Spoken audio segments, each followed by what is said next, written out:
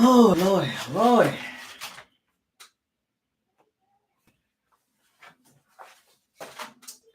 I'm always doing work. Right.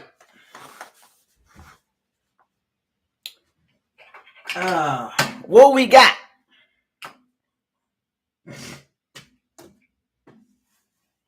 No peeking. What we got?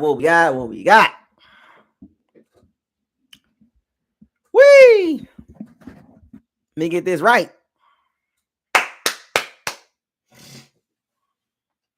I'm coming out with a cold or something. I don't know what's going on today. What's going on, everybody? How's everybody doing on hump day? Long time no see. Welcome to BucosLocker, live on YouTube. Subscribe to the channel, like the channel, and you can share the videos. Don't forget to hit the notification bell icon to notify you all new videos. Shouts out to all the Pirates and Sea Bandits for joining me and supporting this channel. Last week was fun. The week before that was fun. It's gotten real quiet.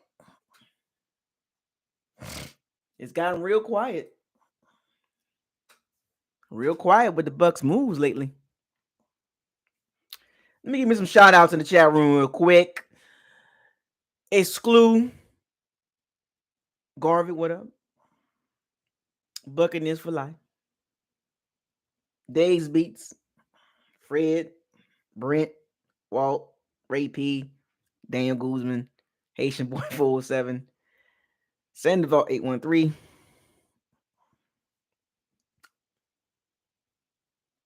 Tony, what up? Rock Lee, what's the business? So, today's discussion, as you can see on the title of the video, the Bucs backup quarterback situation, and just throwing a food for thought out there. I want you guys to think about this. Give me your thoughts on this possible scenario. Now, remember now, one of the hashtags is probability versus possibility. Probability, nah. The possibility is there. The probability is low, but hypothetically speaking, this can be a slight possibility. Is how much you think it could happen. You wish. What up, man?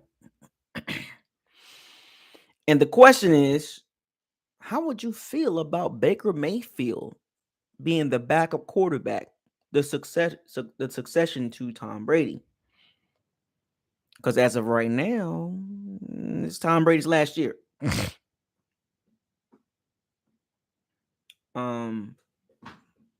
Baker Mayfield, for those of you that don't know who he is, he's a very, very controversial talking point. Commercials all over the place. He has the TV image, the swag, the cockiness, the confidence, whatever you want to call it, the Johnny Manziel factor.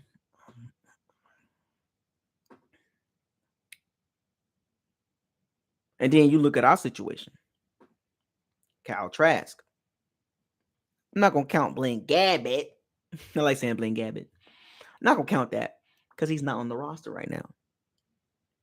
He's not signed, right? If the Bucs were to do this, look at the personality. Corey, what up? Cover 2, what up? Look at the personality. Bruce Arians, Baker Mayfield.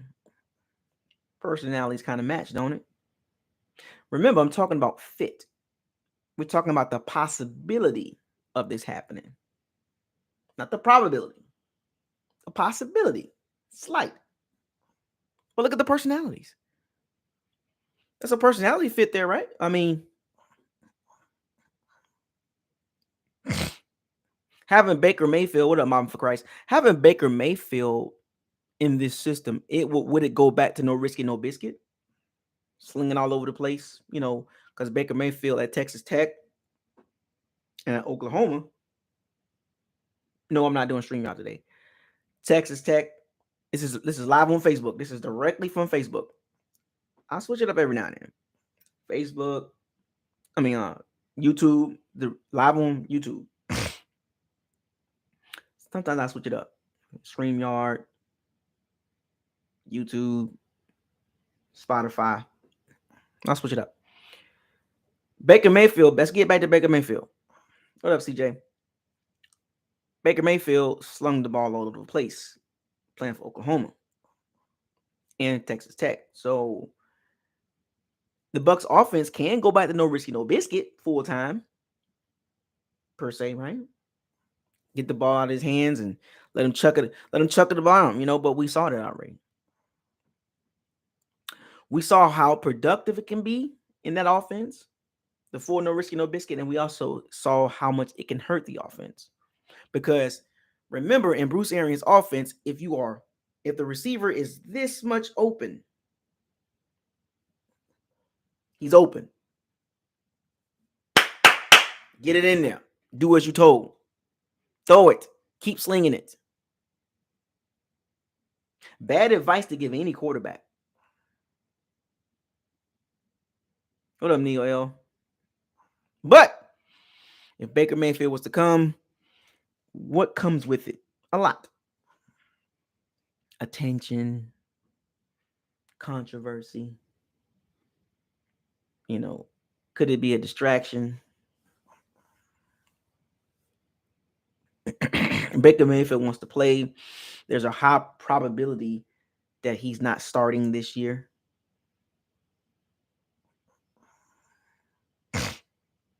He's going to have to do what Trubisky did, Jameis Winston did. There's a few quarterbacks that had to sit back and chill for a second. Mariota. Be humble. Right? Hashtag stay humble.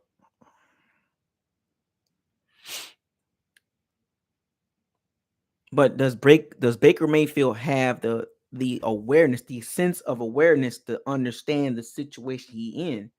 Because he can come to a team that's in the most recent years. We're not going to talk about as a whole. The most recent years of the Bucs have been pretty darn good compared to pre-2019 or pre-2020. Pre-2020, the Bucs was a mess as a whole. Because y'all know me. I look at the bigger picture. I don't focus on one guy. Pre-2020, the Bucs was a mess. Go all the way back to 2000. After the Super Bowl, you had 2003, 2004, 2005. Like from 2005 to 2019, the Bucs was a mess.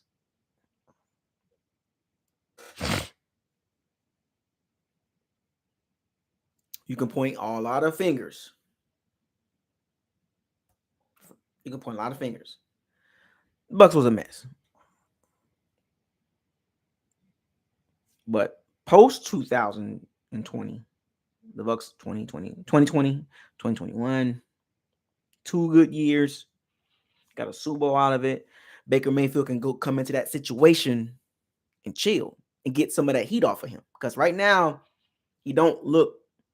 He's not one of the guys people looking at right now as like an inspiration or something good to talk about. When they talk about Baker Mayfield, it's always negative. Always negative. What up, Steve?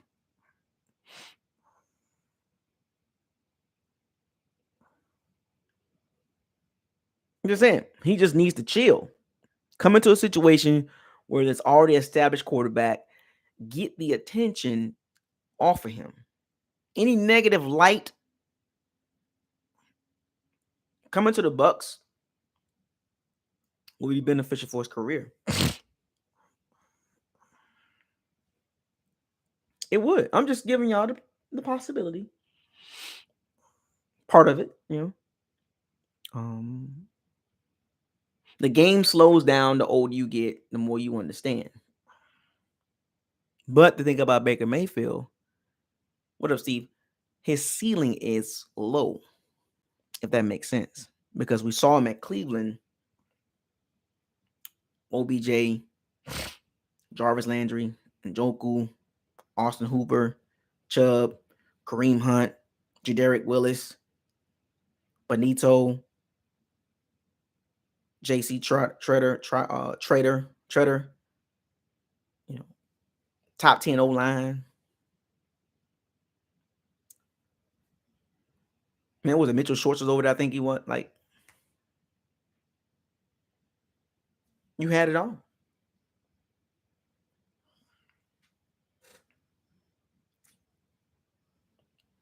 Fred, what up? He had it all. And couldn't do nothing with that. Multiple coaches. We saw this go with a few quarterbacks. In a short time frame, you go through 3 or 4 coaches. That's not good for no quarterback. No matter how high his ceiling is, no matter how low his ceiling is or his floor, having multiple coaches in a short time frame, in a 5-year time frame, it is not good for a quarterback's development. Because people don't understand, continuity is very important, and Baker Mayfield has never had that. I'm making the case on why he hasn't performed what he should have. Even though his ceiling is low, the lack of stability in Cleveland was an issue as well. It wasn't just all Baker Mayfield. I know Colin Cowherd like to paint Baker Mayfield as a talking point to boost his ratings up, but let's just call it a spade a spade. Let's call it straight up down the middle. See, some of these media members will paint the picture of it's just the quarterback with the problem. But when you got organizations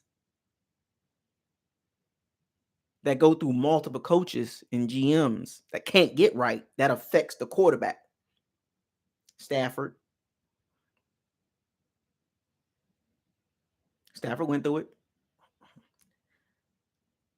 Ineffective front office, poor judgment and talent. Soon as Stafford go to a team that has some continuity, stability at coach with a direction, a good roster, boom.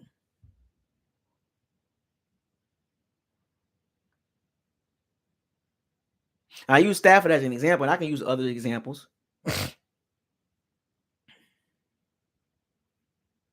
But Stafford is the great example of a player getting drafted by a really bad team. Number 1 pick, going to a really bad team. The organization can't get right for years.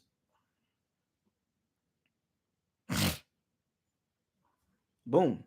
Go to the Rams. Looks a whole lot different.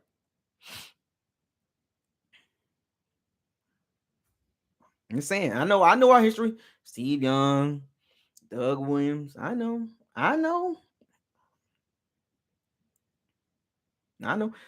Somebody brought up Kirk Cousins. Dysfunctional organization. The Washington team. Goes to Minnesota. Stability a little bit. Sense of direction,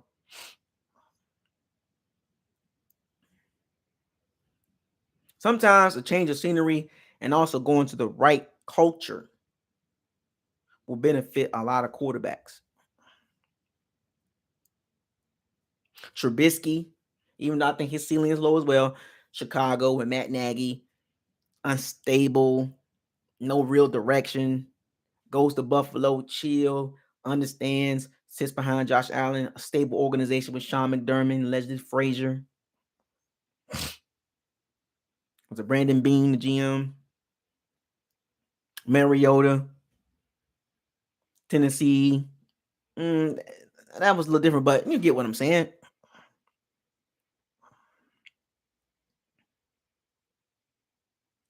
Bruce Arians likes Baker Mayfield. He also likes Deshaun Watson too. Look at the personalities on both of them quarterbacks. He likes Baker. He likes Deshaun. Remember, The Browns was one of the teams that was on his list to go to before he chose the Bucs.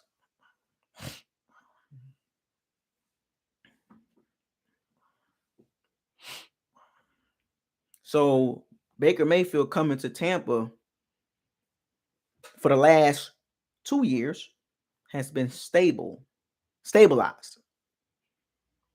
Bruce Arians and his staff has stabilized Tampa from the massacre, from the horrible, ridiculous GMs, the coaching, the defensive schemes, the offensive. Even though Bruce Arians' offensive scheme is not great, but you get what I'm saying. At least he brought some stability and some level of competency, right?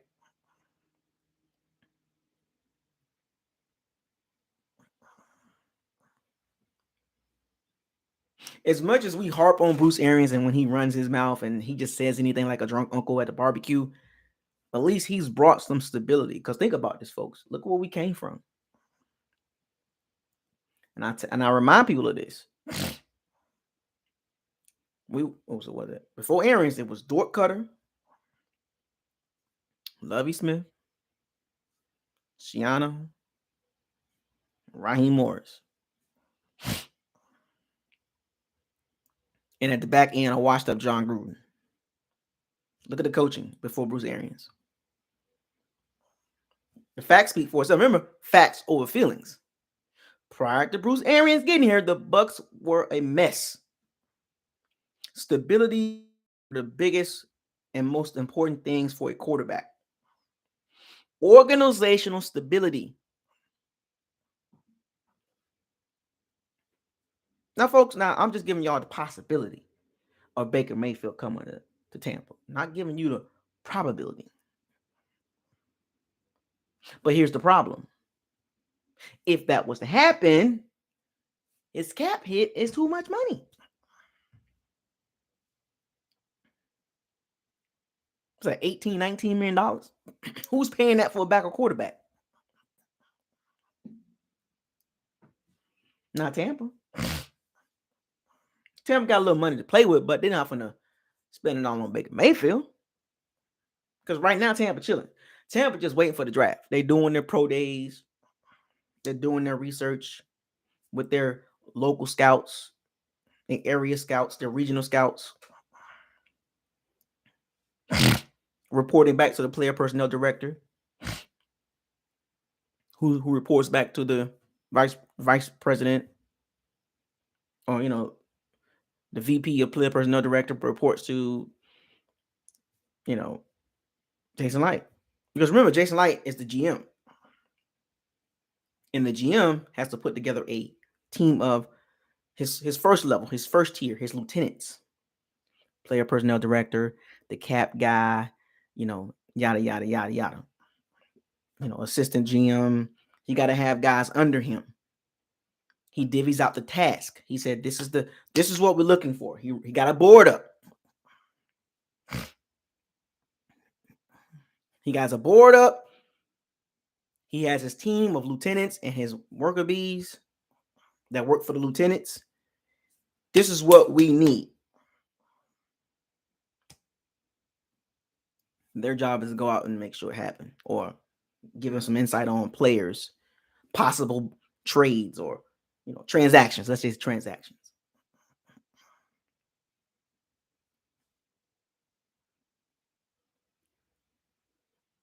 Jason Light has done his job. Brought stability, right? It took him a second too to get it right. Had to get his match, Bruce Arians, because Jason Light and Lovie Smith brought Jason Light in. They got rid of Lovie Smith, kept Jason Light, and they upgraded Dort Cutter.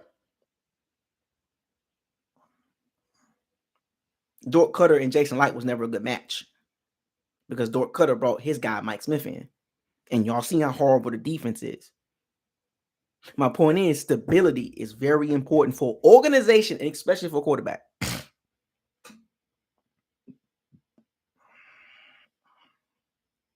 J. Dot, what up? Trill, Eli, Arishi, what's up?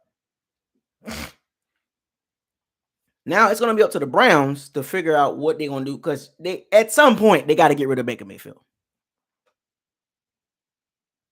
He's not a part of the plans. The question is, what do they want for Baker Mayfield? Here, take this $18, $19 million contract. No, we're not doing that. At least at a minimum to start conversation with any team, because most teams got their starter now. So to start any conversation with any team, the Browns gonna have to take some of that cap hit. They're gonna have to eat at just to talk. You're gonna eat half of that $9.5 million. You're gonna eat that, or that $9 million hit. You're gonna eat that, and we'll take on the rest, and we'll spread it out. We'll spread that out over some void years. Cap hit wise, you spread, give them a void, give them like 3 years of void, and spread the cap hit out. So what? $9 million, $3 million cap hit for the following on the void years. So let me ask y'all this question: who would you rather have? Baker Mayfield's the backup for the future, or Kyle Trask? Let me hear it in the comment section. I want to hear what you guys think about that. Let that sizzle in your brain. As I carry on with my day, I just want to drop this on you, Pirates and Sea Bandits. Talking point. I will have more talking points tomorrow. And stand by for Friday. Open locker room. Everybody's invited. So be ready for that. But anyway, shouts out to all the Pirates and Sea Bandits. Thank you for joining another live stream of BucosLocker on YouTube. Subscribe, like, comment, share on all the videos, and make sure you hit the notification bell icon to notify you all new videos that's posted on this channel. With that being said, I want y'all to fire those cannons, seize the day, raise the flag. Hashtag no risky, no biscuit. Hashtag facts over feelings. Hashtag bombs away. Hashtag stay humble. Just saying, Baker Mayfield. Hashtag probability versus possibility. And hashtag Super Bowl or bust. I know it stings a little bit. It shouldn't sting that much now. You should get on board with it. BucosLocker out. I'll see y'all tomorrow. Enjoy the rest of your day.